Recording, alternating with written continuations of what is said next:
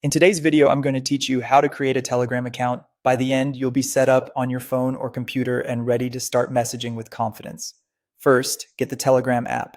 On iPhone, open the Apple App Store. On Android, open the Google Play Store. Search for Telegram and install the official app from the verified developer. A quick tip: check the app's publisher and reviews to avoid lookalikes. If you prefer using a computer, you can download the desktop version from the official Telegram website.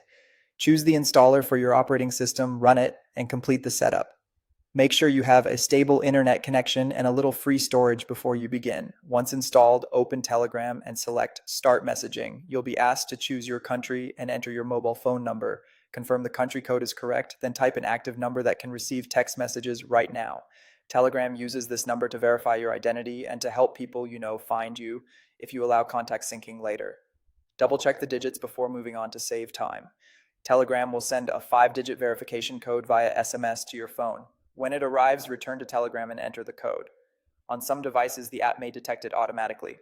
If the message doesn't show up after a minute, make sure your signal is strong, confirm the number and country code are correct, and look for the option to resend the code. If you're traveling, ensure roaming or Wi-Fi calling is enabled so you can receive texts. Keep this one-time code private. It's essentially a temporary key to your account.